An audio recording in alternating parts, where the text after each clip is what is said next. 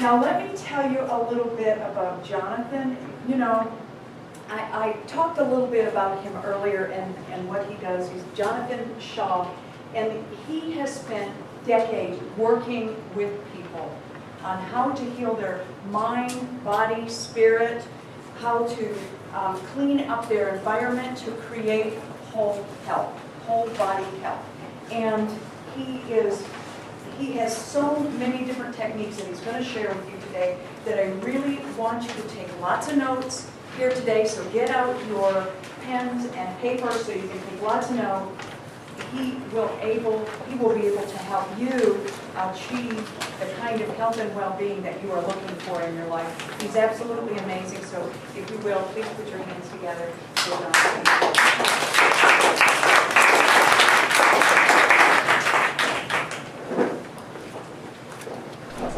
Hello, good afternoon. How are you all doing? Great. Good? I'm not sure how to follow Cindy or is it working? Yeah. It I is. just want to make sure that it's on the right way. Okay, cool. Excuse me, these are professional hands, so they're not going to hurt you in any way. Okay, there you go. Thank you very much. Cool. I do, but if you start recording, then don't worry too much. That's fine. Okay, so today I'm going to be talking to you about something perhaps a little bit different. Before I do, how many people here are used to energy healing or energy medicine? They've been doing it a while. Energy medicine, energy healing, all of the energy work. Cool. How many people are new to it? And how many people don't care? They were just dragged here by their partner or a friend. Okay, no one. That's good. Okay, that's cool. The reason I asked that is because what I'm going to talk about is a little bit different from what most people talk about. My speciality is chronic pain. I've been working with not giving it, obviously just releasing it. My specialty is chronic pain because I was trained in traditional methods of pain originally when I injured my knee, and I learned all about the body and how the body works. And a few years later on, I developed a chronic shoulder pain, which traditional methods didn't help. Went to the doctor, went to my therapist who taught me traditional stuff. It just didn't really help. So I in search of something else, and I came across energy medicine. And one of the first things I came across, ironic enough, was EFT, which is an amazing technique. I can vouch for that. But it only helped control and maintain my particular symptoms until one day I stumbled across something called metamedicine. How many people have heard of metamedicine? Ooh, a couple of people have heard of metamedicine. Fantastic, that's great. One of the main problems is there's a couple of problems in the world as I see it. One problem is if you're talking about chronic pain, there are millions of people all over the world suffering in chronic pain, and they're suffering for no reason, absolutely needlessly. There is no reason for anyone to be suffering in pain. And number two is that when we talk about stress and how stress affects our body, we don't completely understand what that means and how it affects our body. Stress is just labelled very generally, you're stressed. And there's an emotion behind it. Everything that Lindsay Kenny said was absolutely true. Our emotions affect our body, but from when? You know, at what particular time? Was it from our childhood, as Lindsay Kenny said, or was it from yesterday? Because it can be. It can be from yesterday. It can be from 2 weeks ago. It can be from a relationship. It could be from when you were 2, and it's just in your unconscious. So the problem is when we use a lot of these energy techniques, and a lot of them I do myself, I found that I had to kind of use techniques to get into the unconscious and guess and go through a lot of trauma in people's lives to solve the problem. We don't need to do that anymore. Thanks to metamedicine, we have like a roadmap that takes us straight to the problem that's causing our particular issue. So if you have a chronic pain like shoulder, there's a particular type of problem that causes that. If you have eczema, there's a particular type of problem that causes that. If you have depression, there's a particular type of problem that causes that. It's not everything in your life. And I don't look at the emotions straight away. I don't look at anger, fear, worry, guilt. They are secondary to something that creates the problem in the first place. So today I'm going to share with you that there's actually a roadmap to a specific issue in your life, a specific health challenge, particularly with chronic pain, because that's what I deal with. I'm also going to share with you the elements to know what stress is affecting you, because stress in general, getting stuck in traffic jams, trying to get your kids ready for work, they're not going to create health issues. They may make you tense, they may, aggravate you a little bit, but they're not going to cause you to have ill health, chronic pain, depression, eczema, whatever it may be. It's going to be something very, very specific. And so the idea of meta-medicine is it narrows down what's affecting us, which is awesome because we don't need to deal with everything in our lives. Before I get into that, I'm going to explain a little bit about my story and who I am. I was actually traditionally a magician, so completely different. I suffered a very stressful experience when I was younger. I had a nervous breakdown. When I was in my 20s, I was working very, very hard, 7 days a week. And I actually went to the doctor. And the doctor gave me the best piece of advice. He said, you're very stressed. Go and have a holiday. You haven't had a holiday, which I did. He said, take up a hobby, which I did. And I took up ice skating, which was fantastic because if anyone's ever been ice skating, it's a completely different environment. You get out of all the traditional environments and you just forget everything. It was great. And while I was ice skating, I injured my left knee. And I had it for about 6 months until I finally built up the courage to go to a therapist. I'd been to a doctor. He told me it was housemaid's knee, which for those of you who don't know is just sort of fluid on the knee. Didn't really help me very much. And 6 months later, I was recommended to go and see someone. He told me it was to do with my back. So my hips were out of place, and I was putting all my pressure down through my left knee. I was standing like this. That I found interesting and fascinating, so I went and learnt that. And I trained in posture and analysing how people stand and move.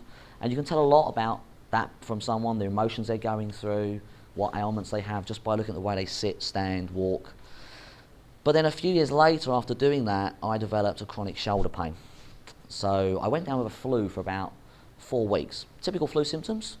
And during that time, I was in bed all the time, my muscles locked, really ached, and I thought that was normal. But then after the flu disappeared, I still had that locked ache in my muscles.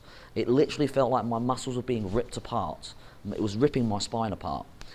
I tried traditional things that didn't really work, so I turned to EFT and some meditation, which controlled the symptoms really well. And over a period of time, it moved from my back to my right shoulder, and it stayed there for a long time. I could control it with tapping, but I couldn't find the thing that was causing the problem. I had that for 1.5 years, until I found meta-medicine. I went and trained in meta-medicine, and I realised that what meta-medicine states is that things happen from a shock, something unexpected, dramatic, isolating, with no coping strategy. If it's 4 of those things, that can create a problem in our body. When I realised that, I realised I wasn't just looking for stress, I was looking for a particular shock. And for me, when I realised what the shock was, for me, my shoulder means something very specific. It was a burden on me. It was a self-devaluation issue. And it was to do with a certain person who was on my right side. Very specific information. And when I fed that information into my head, the shock came right into the surface. I then used EFT to clear it. I had it for 1.5 years. How long do you think it took me to clear it once I knew what a shock was? Any ideas? 20 minutes. It took me 20 minutes to clear the shock. And I could feel the pain drain out of my shoulder. Literally, drain down my body, out, and it disappeared. The relief was immense, I can't tell you. 1.5 years of waking up every night to meditate, waking up in the morning to meditate in the afternoon, spending hours doing that just to control my symptoms. And I knew I was onto something. I thought, this is great. So I went out and learnt it. And that's what I want to share with you people today, because a lot of people are so frightened of what their body's doing, they don't know why it's doing it. And they don't understand how stress is affecting our body. We know stress is affecting our body. In fact, a lot of doctors know that these days. So many people get signed off for work through stress. You're all here because you know stress affects the body, but how and why does it affect us? Well, the first thing I want to share with you is that there's actually a process to pain and disease now. It's not something random that just happens. So one of the most amazing things about meta-medicine is it takes 2 medical principles. The 2 medical principles it takes are part of the nervous system. I'm not going to get complicated. I'm a very simple person. I'm going to break it down nice and simply. But in the medical profession, the nervous system is broken into 2 parts, the sympathetic and the parasympathetic. Now, those are very complicated names. Don't worry about that. We call the sympathetic stress and the parasympathetic repair. Now, the medical profession keep these separate. They are just 2 phases within your body that you land in when you have a symptom. So if you have pain, you are in the parasympathetic, the repair phase. If you have high blood pressure, you're in the sympathetic phase. I do have a diagram to show you that. In fact, Maureen, would you do me a favour? And oh, Mike, just as a card over there. That's it, fantastic. Give a lovely hand to my beautiful assistant over here. That's fantastic, Mike. Thanks very much, Mike. Okay, so there's a diagram of the two phases. Now, these two phases are kept separate by the medical profession, but when you have a symptom, you will fall into one of these two phases because it's a part of your nervous system. So if you've got high blood pressure, you'll be here. If you have pain, you'll be here. If you've got musculoskeletal pain. If you've got constipation, you're here. And if you've got diarrhea, you're here. Now you actually move from one phase to the other, which is cool. However, if you went to a doctor with pain, he knows that you're in this phase, but he doesn't know why. And he doesn't know you were here first. He thinks you just landed there for some unknown reason. And that's okay, that's cool. That's the way to look at things, that's fine. But this is very cool. And a doctor actually discovered you move from one to the other. Now here's the other cool thing. Because people don't know what's going on in their system. So when you hear names like osteoporosis, rheumatoid arthritis, eczema, cancer, it's very, very scary. Because we don't know what's going on because no one can really tell us. Even with pains, no one really says what's going on. But here's the really interesting thing. The cells in our body can only do one of two things. They do two things, that's it. Nothing more. I don't care what you have. You could have rheumatoid arthritis, you could have migraines, you could have fluid retention, you could have elbow pain. The cells are doing two things. They are either decreasing and getting weaker, or they're increasing and growing stronger. That's it. That's all your cells do. So if you have osteoporosis, your cells are getting weaker. They're becoming brittle. They're breaking down. If you have pain, your cells are growing stronger. They're increasing. So actually, as I say to a lot of people, pain's a good thing. Pain is great, but not when you're stuck with chronic pain. But actually your body is causing you pain for a reason. It's repairing you and making you stronger. Has anyone ever been to a gym and exercised? Has anyone ever actually exercised in the gym, or did you go and visit? Because a lot of people do. Okay, cool. So you know when you go to the gym, you might go on the treadmill, or you might do some kind of aerobic activity. Later on that night or next day, you will ache. Superb. You've just gone through this process. All right? You've put your body into a physical stress by being on that cycle. Sometimes you may have experienced, you go for hours, you feel great. Brilliant. Your body's under stress. Now, a few hours later, now what happens when you're stressed? Your cells break down. So your muscle cells, whatever part of your body is using, your cells get weaker, they break down. If you are using them more than what they used to, then hours later or the next day, your muscle cells will start to grow stronger. They rebuild. Now you're going to get achy and sore, and you're going to go, that bike killed me. It just really hurt. But it's a good thing. People moan about it, but it's great. Now a bodybuilder loves this. A bodybuilder knows this perfectly. If a bodybuilder wants to build strong muscle, he knows he has to tear his muscle first and make it weaker. So he'll do a bicep curl and he'll go to the point where he tears it. He'll be like, there'll be no pain at that point. There is no pain here in muscles. He'll be like, yes, great. The next day or a few hours later, his muscle will burn and be very sore. And now he's rejoicing, or she's rejoicing. Yes, I'm getting stronger. Because that muscle is now growing, so the next time they go to the gym, they can lift a heavier weight and grow more muscle. We go through this on a daily basis. When you wake up in the morning, from 8 a.m. in the morning till 6 p.m. at night, you are in a stress phase. It's not a bad stress phase, but you're moving around. Your body's under a physical stress. You're walking, you're typing, you're at your computer, you're driving, you're putting your body under stress. From 6 p.m. till 8 a.m., your body moves into repair as long as you sit down and rest. Who does that? Most people still keep going. They don't actually rest till they go to bed. So when you go to bed, your body moves into repair. Now, if you did any damage to your body that day, if you exerted your body in any way that was more than what it could handle, you will get some kind of symptom over here. Some kind of ache, soreness. That's okay, because it will go the next day. Because this is a natural process that your body goes through. every day, when you go to the gym, when you want to be strong. However, this process also happens when we go through a shock, something unexpected, dramatic, isolating, with no coping strategy. When that happens, we go into the stress phase. And depending on the type of shock, depends on the symptoms we get in each phase. Now, if we're talking about pain, you will get very little symptoms in this phase. The symptoms you'll probably get are about the shock. You'll be obsessively thinking about it. You will lose sleep over it. Who has lost sleep over something that they just couldn't get out of their heads? You were in stress. Cool. You're stressing about it. You just kept trying to go over and over in your head.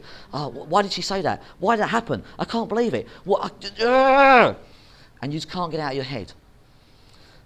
And then at some point, something changes it. Now, sometimes that's in your head, or sometimes that's an actual event, and we call that resolution. And you move into the second phase, and you will have had a symptom after that. Maybe it was a migraine, maybe it was pain, maybe it was something a bit worse. But that's actually your body healing itself. So everything that we look at when we look at disease and pain, we view it as a bad thing. It's not a bad thing. A lot of symptoms are explained by this two phases. There's a natural process in our body. What's bad is we get stuck with it. Now, the reason that we get stuck with it is because the emotional response we had when we went through it is really high. So if you think about the ones who put their hands up, the thing that really stressed you out, if it's just an everyday thing like waking up and going to sleep, you will move through the process and you'll complete it. The reason we don't complete it is because the emotional response is still running. You see, when we go through shocks, we have two responses. We have the logical response and the emotional response. These should stay in balance the whole time. When we go through stress or a shock, the emotional response does this. It goes way up. Anger, frustration, fear, guilt at the person, self-evaluation ourselves, whatever it may be. And we're here. We can't let it go. Now, we may go and talk to it about with friends. We may go and try and talk about it or go counselling or whatever we do, and people talk to our logic. They say, it's okay. It's time to move on. It's time to let it go. And we're going, I still feel like this. Because we know it's time to move on, logically, as Lindsay said. Consciously, we know it's time to move on, but unconsciously, we're still angry with what happened. We still feel guilty about what happened. We can't let it go. It's the emotional response that keeps the shock running. But it's the shock that's the important bit first. Find the shock, then find out the emotions within the shock, then clear that, and the problem, 9 times out of 10, goes away. Sometimes there's a pattern from childhood, as Lindsay says, and it's just being triggered from childhood. Sometimes it goes a bit further back into past lives, if anyone understands and knows about that. And sometimes there's lots of belief systems around that shock. So within that shock, you will develop a belief. So let's say you come in from school one day, you're 12 years old and you've got a C and you're really grateful and excited, and your mum and dad go, that's useless, that's rubbish. That's really bad. A C, that's dreadful. Go and do better. Now at that moment, you're going to develop a belief system. You're either going to believe that mum and dad were talking rubbish and you're going to ignore it, in which case it won't affect you. You're either going to believe that you're not good enough, or you've got to do, or even worse, you're going to believe, right, I'm going to work harder and prove myself. Either one of those last two are bad, because they can create problems in your body. The first one's the best one. Mum and dad are nuts. You know. So when we look at things, we look at the stress and the repair phase. And this narrows down exactly how I deal with chronic pain and other issues. I can help people quicker, faster. We don't need to dig up all your childhood history. We just go straight for the shock. There's a specific way to feed it in, and there's a specific type of shock for every problem. And the body reacts to different types of shocks. Your skin reacts to a particular type of shock, and your muscles react to a particular type of shock. So muscles in general, bones, ligaments, are all about self-worth, self-devaluation, not feeling good enough. Skin is about separation and protection, because that's what our skin does. It allows us to have contact with somebody. Hello, nice to meet you. That's contact. And it allows us to protect ourselves. It protects our organs. Our muscles are what make us strong and feel good about ourselves. That's value. There's also other shocks like territory shocks and social conflicts that affect depression and mania and more of the part of the brain. every part of our body reacts biologically to what goes on in our environment. And that's the beauty of this, because I love EFT and all these weird, wonderful things that I do, but they are seen as a bit woohoo by some people. This takes it from being woohoo back into science, back into even medicine and biology. A lot of this comes from biology and medicine, and just says that everything starts with a Yudin moment. Now here's the great thing about this. If you understand this, if you understand that a Yudin moment, the unexpected, dramatic, isolating, no coping strategy moment creates problems, you can work out when you have that moment. You can work out when you've been through a shock. Because if it's not one of those four things, it's not going to affect you. It has to be all four of those things. So if it was unexpected and dramatic, and it was isolating, but you had a coping strategy, you went and tapped, or you went and saw Lindsay and you tapped on it, well, that's a coping strategy, you've dealt with it now. But if it's all of those four things, that's a major problem. And you can deal with it there and then, because it's not going to happen immediately to you. You're not going to suddenly wake up and it's going to be there, the symptoms, because you're going to be in stress, and there are very few symptoms in stress. So you can do something about there and then, maybe a few days later when you've calmed down, because it's difficult to do that. And so you can work out what's affecting your body. And then if you know specifically the type of shock it is, which is what metamedicine states, then you can actually trace it back, find the shock, use something like EFT, or perhaps later on you're going to see Brent Phillips and he's going to be talking about theta. You can use that to clear the trauma and the pattern, and it will often just disappear and go, just like my shoulder pain. And I've used this with not just pain, I've used it with depression, I've used it with skin problems. I helped a lady, helped a lady save herself from having hysterectomy a few weeks ago by looking at this very problem, because she tried all traditional things, didn't want to have a hysterectomy for her reasons. I didn't go into that. We had about 4 weeks. It was a very tight schedule. At 6 weeks, correct me, very tight before the operation was due. She wanted to try something. I said, let's give it a go. It took us 4 weeks. She went back to the doctor and he told her she didn't need a hysterectomy anymore, which was awesome for her, absolutely incredible. And if people knew about this and understood this will take away a lot of fear. I see so many people so frightened just from chronic pain that they're never going to let go of their pain. They don't understand why their body's doing it. They think it's a bad thing. It's not a bad thing. I know what chronic pain's like. If you are suffering chronic pain here today, I do know what it's like. I've been there. It is very debilitating.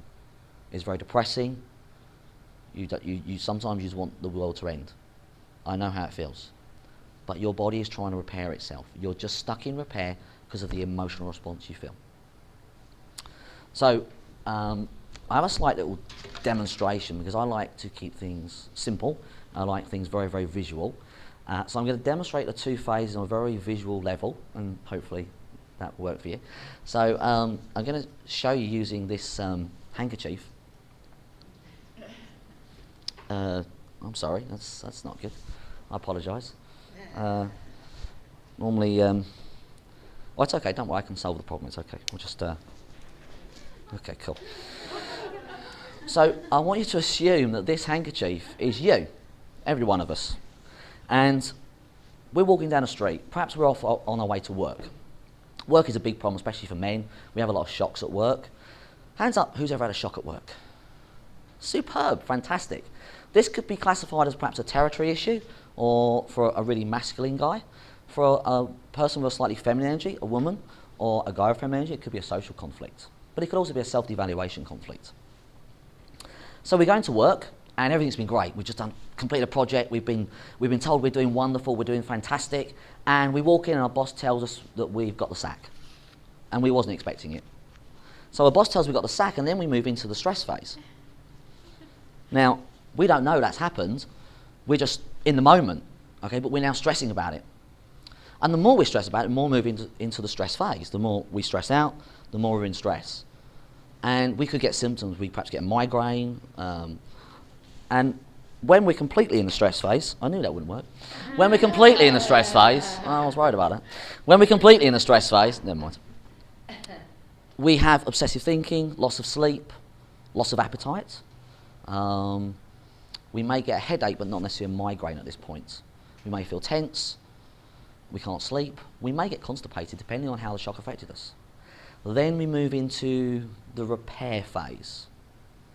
Now, for the repair phase, I'll just use my rose. Okay, cool.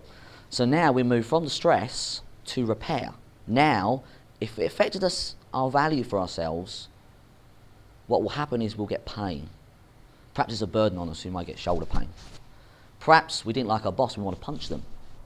Now we might get wrist pain, which often people refer to as RSI, and they think it's because they've been typing. But think about it, if you've ever been at work and you've been typing on a computer, ask yourself, what shock have I been to that I really want to punch someone? Because that's more likely what it is. Because when I look at pain, I don't look at things our environment causes problems, like typing on a computer or sitting in a car. Yes, they can put us into awkward positions and that. But when we get out of that position, we move around and we come out of it.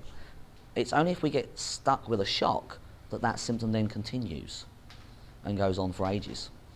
These things that apparently cause us pain are not what causes pain. I've treated so many people in over a decade with chronic pain, and every time they've said to me, well, it's this, it's because I was exercising. Oh, it's because I picked up that box. Really? Okay, cool. But these things happen in our everyday lives. Sometimes we wake up in the morning and we've just got pain all of a sudden. Why is that?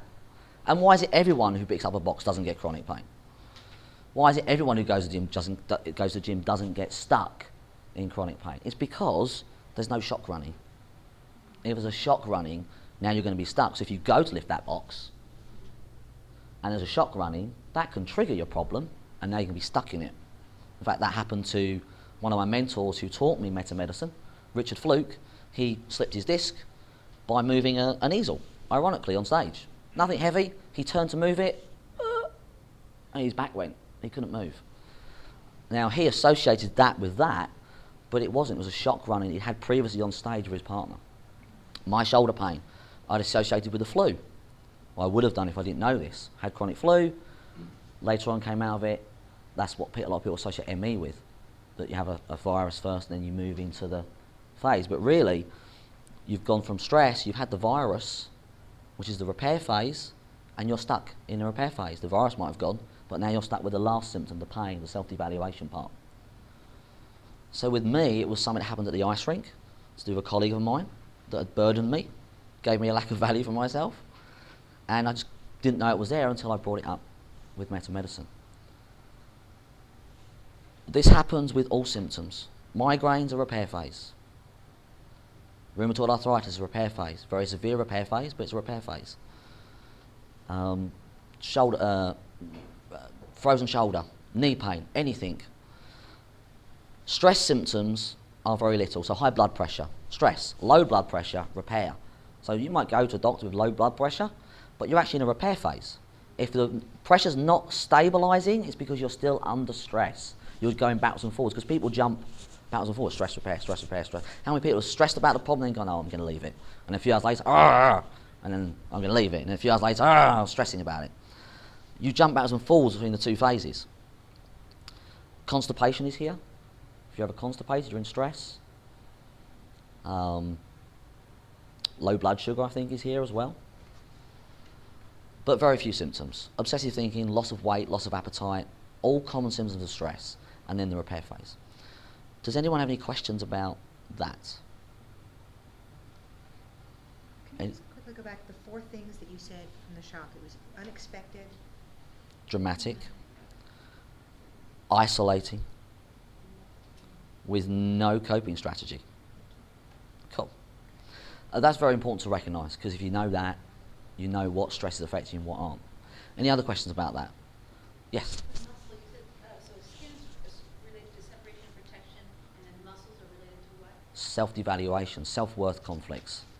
And ligaments? Ligaments, bones, tendons, muscles are all self-worth issues. The deeper it goes, if it goes into bone, that's a really deep self-worth conflict. So it obviously means coming from childhood. If it's more of just a shoulder pain, it tends to be something more recent. Depends how chronic it is.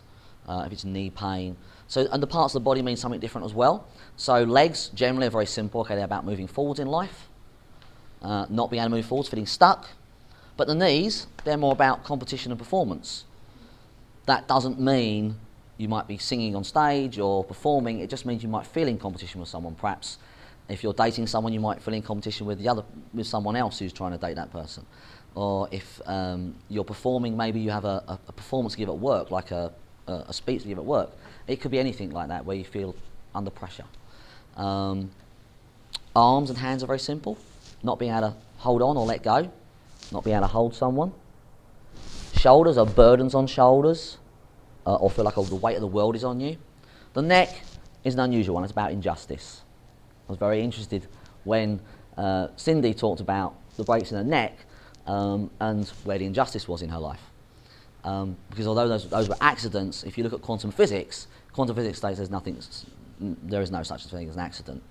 And from a meta point of view, we look at when I've treated injuries myself, and I don't want to blow everyone's mind here, but injuries are not what they seem to be. They're not random accidents. So it's your body's way of repairing yourself. So if your body can't repair it just by giving you the pain, it will perhaps do it while you lift a box.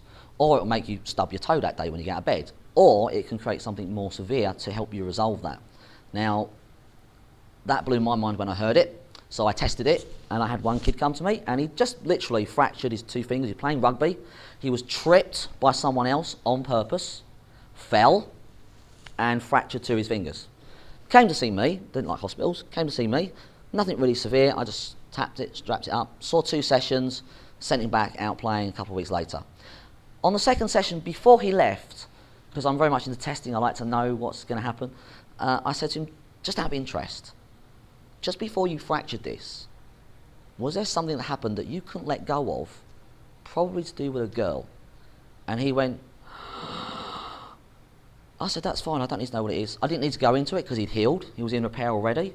He knew exactly what I was talking about. His reaction said it all. I didn't need to go into the trauma of it. I've tested it lots like that with lots of different things. I had one lady who I really didn't get on with. Our personalities just clashed, and she burnt her arm on a kettle. Now, she'd lifted that kettle thousands and thousands of times. Why would she burn her arm that particular time? We didn't get on. Bear that in mind, because she found this interesting, even though we didn't get, normally I would expect people to be resistant, but she wasn't. I asked her to sit down if we could just chat about it. So I said, well, what happened, just out of interest, it was unexpected, dramatic, isolated, with no coping strategy, where you felt separated from someone, burn, that you couldn't hold close to you because it was on the inside of her arm, and it was right side. I said that you thought was a potential partner, or was a partner in some level. And she said the most random thing, which sounds weird, but she said, that was the week that Michael Jackson passed away. And she always perceived Michael Jackson as her ideal partner. There's no accounting for taste. And basically she wanted to record the funeral. Now, I personally think Michael Jackson was a great singer and dancer and gave a lot to this world. I wouldn't see him as an ideal partner, but that was her perception. And she didn't think she was going to get to see the funeral. She went into stress about it. She felt separated from the man that she loved and adored. I'm sure we can all relate to that. And then that night, just before she burnt her arm, she realised she wasn't working and she could sit down and watch it. Her client cancelled. And then she burnt her arm. Now, take from that what you will. I don't need science to tell me that's what happened. She didn't need it. Now, we did not get on at all. But when I told her that and she realised, she went, wow. Because as you sit here, you're listening, I can see that you get it and you're interested, but a lot of people only really get it when I specifically do it with someone's particular problem. When I put it in and I find their particular shock, then they go, wow, that's what happened. Oh my God. If anyone's a Friends fan. But they really do, because it makes so much sense. It solves the dilemma. It shows that what happened wasn't you can do something about it. You can solve it. And when they realise their own trauma, they're just miraculous. And that's what happened with me as well. So I'm curious, how well are we doing on time? You're good. How many minutes? How long? Yeah. So basically what you say is that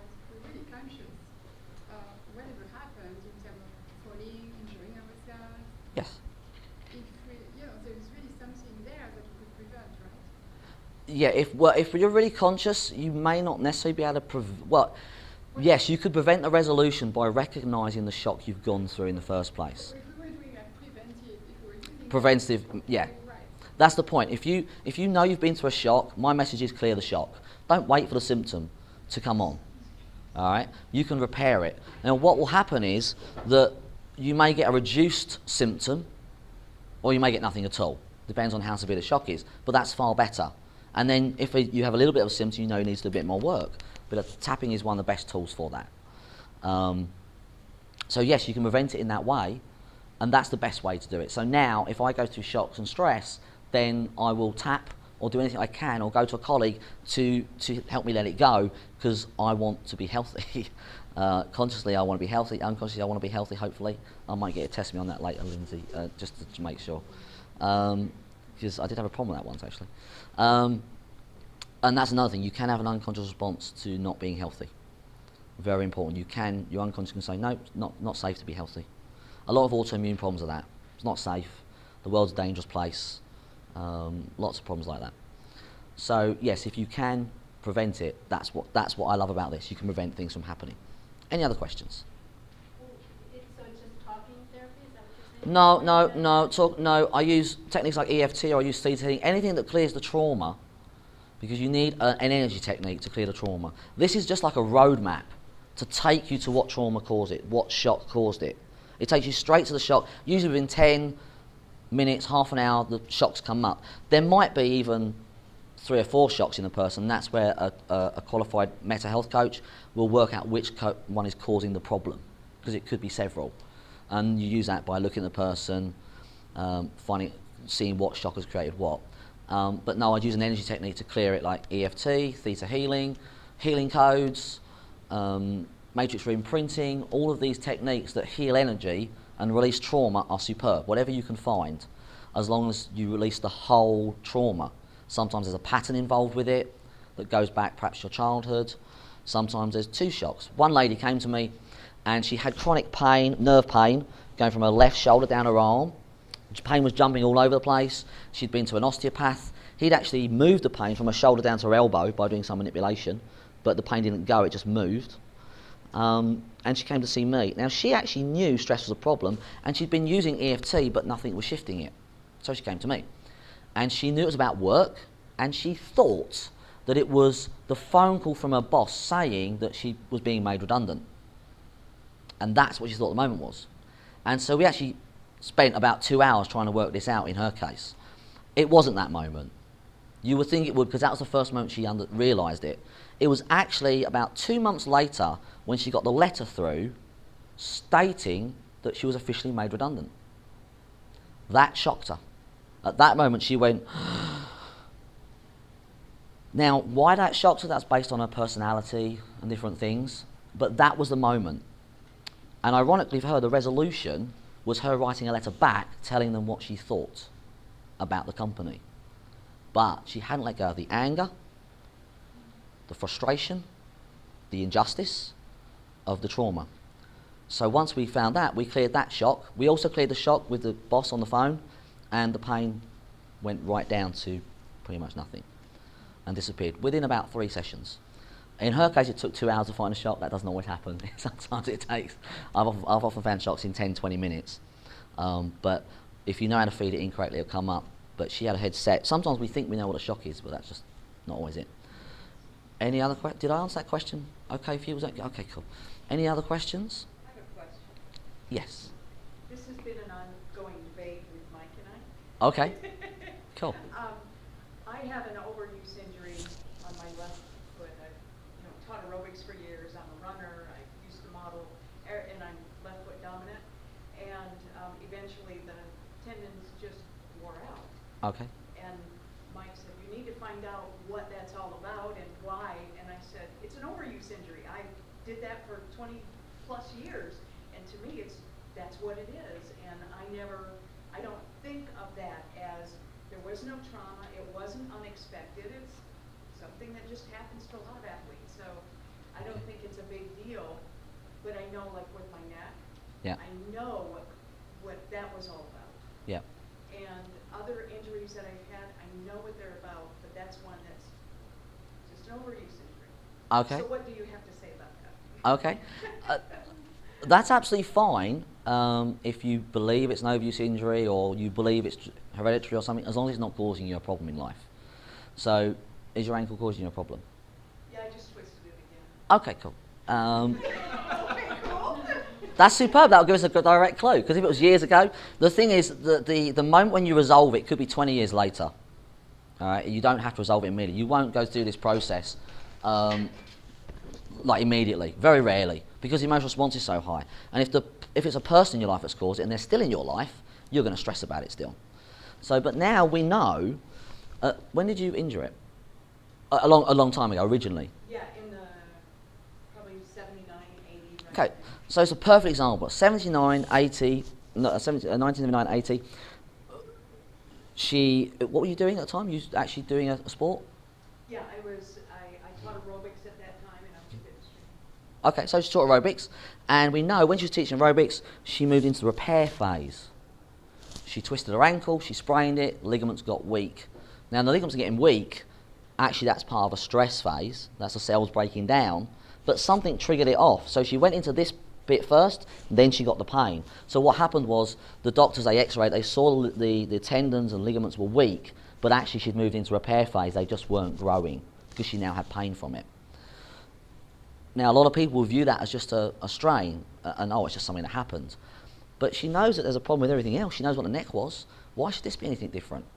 And she's just done it again. She's almost resolved it again just recently by spraining it again. So have I got long enough to, have I got long enough to work? Oh, would you mind coming down and just, fantastic. Cool, give her a big hand. Look at that, fantastic. Hello, how you doing? You all right? Okay, so which ankle is it? Left. Left ankle, okay. Can you clap your hands for me? Okay, which one's moving towards the other one? Because I can't see. Is it right towards left or left towards right? I think they're about even. Right towards, it looks like right towards left. So this is very important medicine, the side that you're wired. Because your brain is wired up in different ways. So the way we don't know how they figured this out, but someone figured out that if you clap your dominant hand, the one you clap with, makes you right side dominant. Not right-handed necessarily, you maybe, but that's your right dominant side. The hand you're not moving, clapping with, is your subdominant side. Now, if you're left-wired, that means that's your dominant side. This solved a major answer for me, because in energy medicine, some people would say your left side is doing mum and your right side is doing dad, and others would say it's the other way around. And I'd be like, they were both right, and I'd be like, how can you both be right? That doesn't make sense. I'm a very logical person. That makes no sense. This solves the answer. It's because the person who was on the left side, that was her if it's mum, that was her subdominant side. If it's the right wide person, that means it's reversed. So the hand clap is very important to work out which side's which. So Cindy is right wide. That means her right side is to do with partner. Maybe that's physical partner or business partner. It can be a male or female partner, but it's partner. Father, work, friends, family, and her inner world. And her left side is going to be to do with mother, children, the nest, and her outer world. Oh. Oh, no, wait, now see, she's come up with something, you see, already. Don't get ahead of me. Stick with me, okay. Okay, so now we know it was, did you say your left ankle? Oh, left ankle, okay. Now the ankle is typically, in general, about moving forwards, and it's all about lack of value, self-evaluation, not being able to move forwards, feeling stuck. So we know lots of information already. We found out a lot. We found out it's to do with the left side, it's to do with mother, baby, or nest, and it is our perception of what that is. So a person can be a baby to us. Perhaps your partner can be a baby. One of my clients asked me about a husband who had elbow pain. He had it on both sides though, and I said, well, it's probably. I said, is he right wide? She said, yeah. It was about work, and I said, well, go home. Ask him what happens unexpected, dramatic, isolating at work that he wants to elbow out of the way, but he's also like his baby. And she came back to me and said, oh, he's got a little group at work. It's his own group, and someone's trying to muscle in on his group, and that's his baby. And he's wanting to knock him out of the way because he's interfering all the time. So. Go back to before 88, 89, what happened that was unexpected dramatic, isolating, with no coping strategy, where you felt like you were stuck and you couldn't move forwards, that devalued you in some way?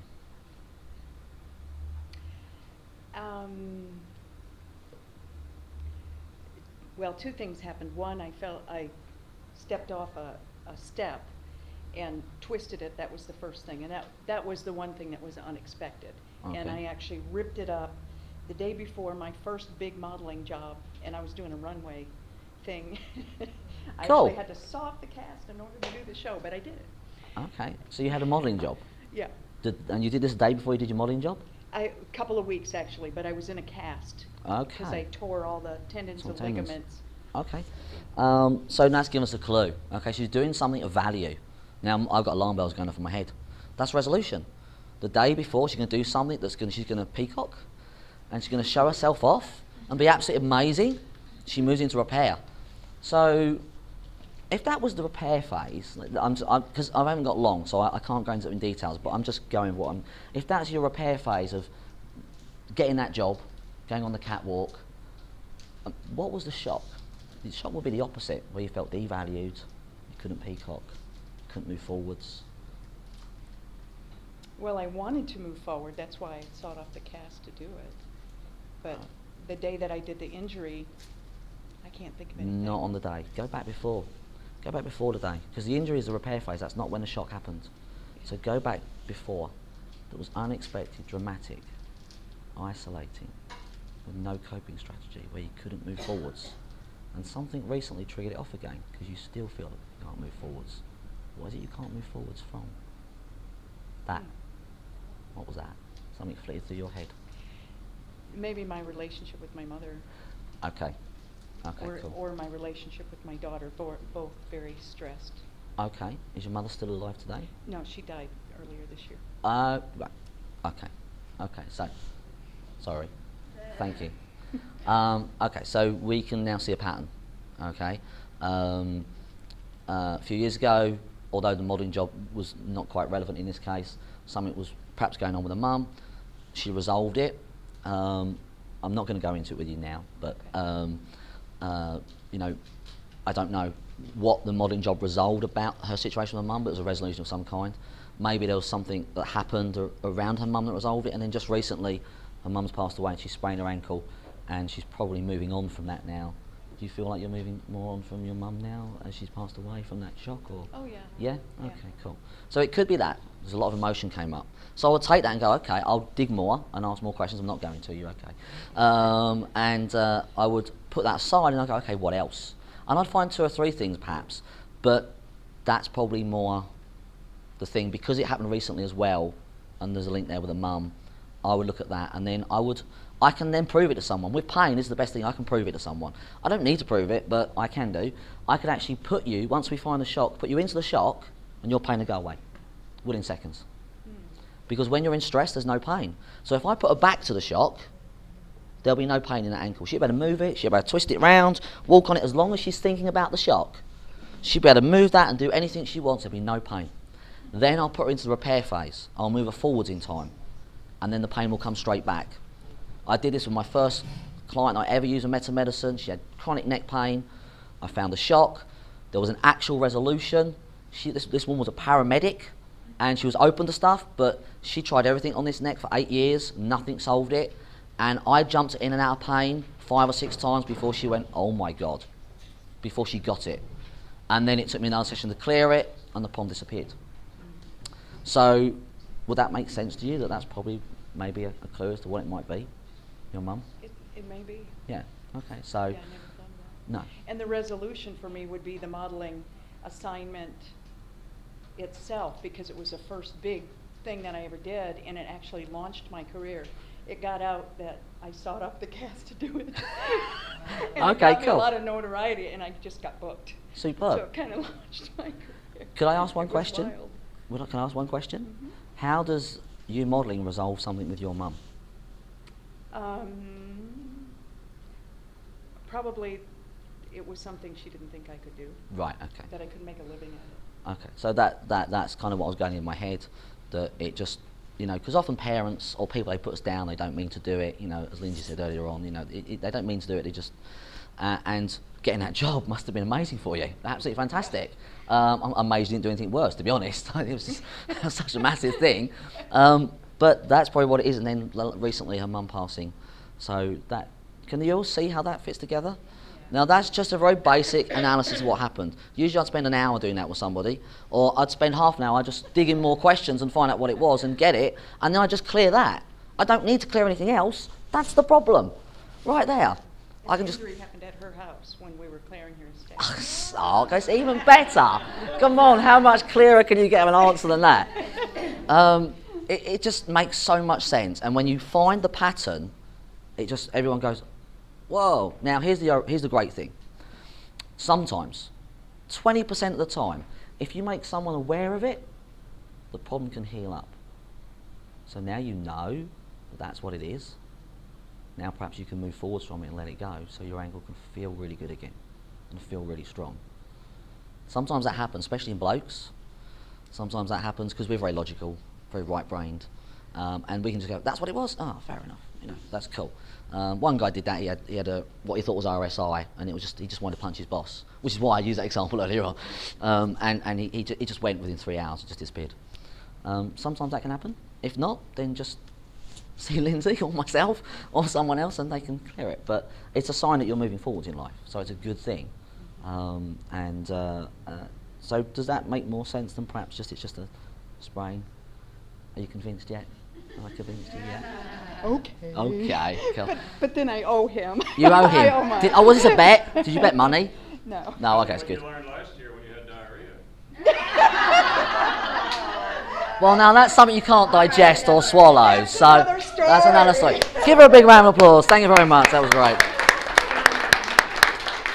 I ask a quick question? Of course. So I just recently went through a trauma, and I knew while I was going through it that it was a trauma. Yes. So if you're aware and your coping skills are to, for me it was to have a good cry and name it.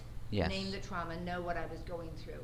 And so at the time I didn't know about any tapping, so I wasn't tapping, but I was dealing with it that way. So that's a coping technique. Would that be considered a coping technique? Well, just crying and sort of letting it, like releasing it through crying and releasing it. I'm not a great believer in crying releases anything. No, it releases a lot of water and tears, and you feel a little bit better afterwards. But like Lindsay said earlier on, you can't just say, I wake up tomorrow and go, I'm going to let it go now, I'm going to be great. I'm not saying crying is not necessary. It's sometimes great and cathartic to have a good cry. But I know, one of the things I work with is work with a lot of grief. A lot of grief causes pain. And one of my first clients who came to me when I did EFT, before I knew meta medicine, she just came to me to release her grief. She was crying every day. Every day she would just be out on the street, she would burst into tears. It didn't help her in the slightest to cry about it. I'm not saying a good cry is not cathartic, but in her case she'd had 3 miscarriages. This traumatised her. She'd never done anything about it. 10 sessions later of EFT, we cleared out the trauma, and she was then talking about her friend one day, and her friend went, what are you doing?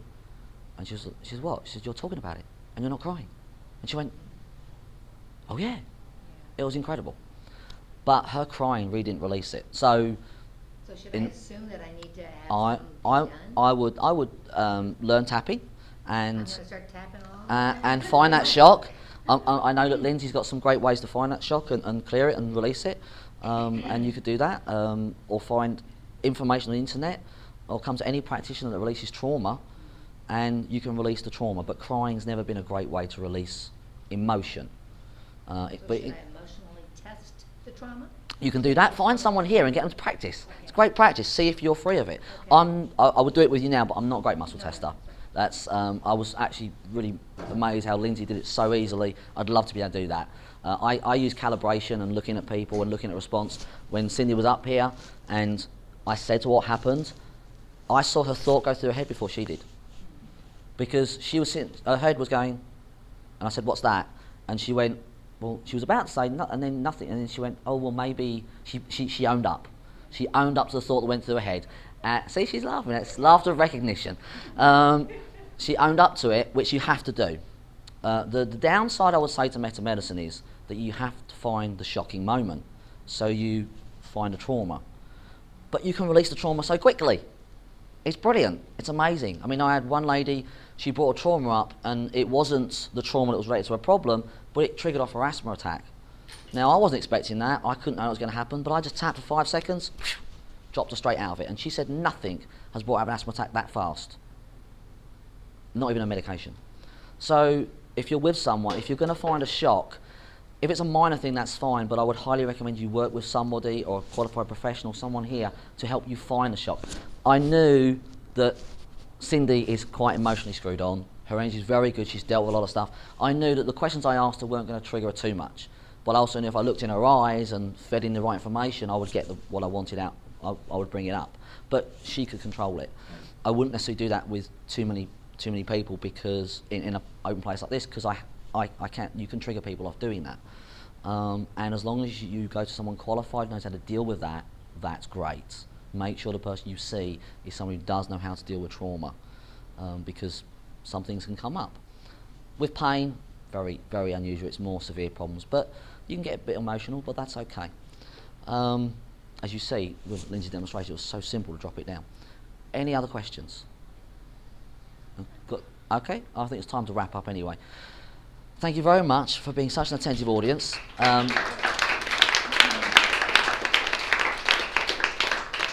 I'll practice a bit more than magic. I haven't done magic for a long time. I hope you've enjoyed that, and I hope you got something out of that, because if you can understand this, you can really solve a lot of your health issues. Thank you very much for listening. I haven't got any flyers, but if you want to contact me, you can go to www.decodingpain.com. You can take my email address, which is decodingpain@gmail.com, and feel free to contact me and email me and ask me about your problem. I love questions. I love answering people's questions, because my message is no one has to suffer in pain. No one. Stop it. Cut it out.